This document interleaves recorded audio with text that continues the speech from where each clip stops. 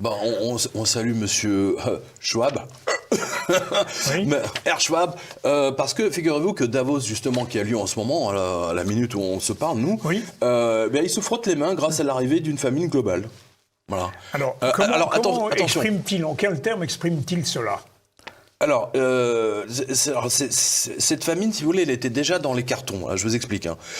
En effet, pourquoi croyez-vous que Bruxelles ait voté des lois, donc c'était il y a 2-3 ans, permettant de commercialiser en Europe, donc dans le secteur agroalimentaire, qui est quand même extrêmement protégé, vous le savez Oui, bien, oui. pour autoriser la vente d'insectes, comme les sauterelles par exemple, les sauterelles confites Oui. à la japonaise. Oui, ou les vers de farine? Oui, voilà, c'est ça. Comme aliment pour la population. Attention.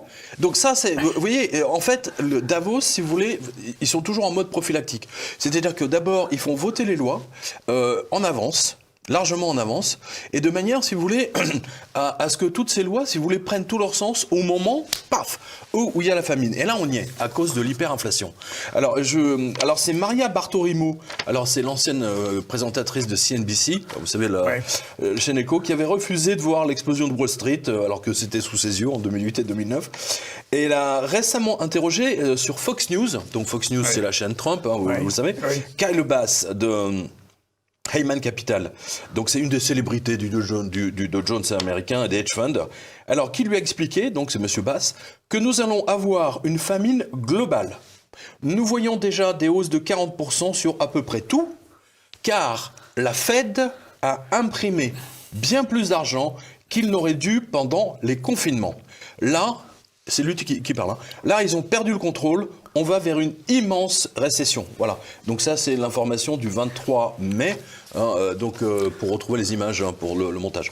Voilà. Bref, tout le monde est d'accord. La rentrée de septembre va être vraiment spectaculaire. La Fed a doublé. Davos aujourd'hui, ils savent qu'il y aura une pénurie et ça va déclencher les famines. C'est déjà le cas au Sri Lanka. Là, ils sont en train de... Mais on vous répondra que c'est un pays qui n'est pas encore très mais c'est développé. toujours comme ça, mais au Moyen-Orient.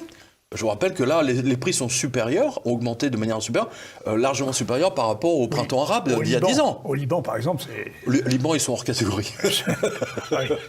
Le Liban... non, c'est hors catégorie. Là, eux, ils sont... Au-dessus, c'est le soleil, comme on dit. Mais ils ont du mal à se nourrir. Hein. La population de Beyrouth... mais c'est la Croix-Rouge qui les aide.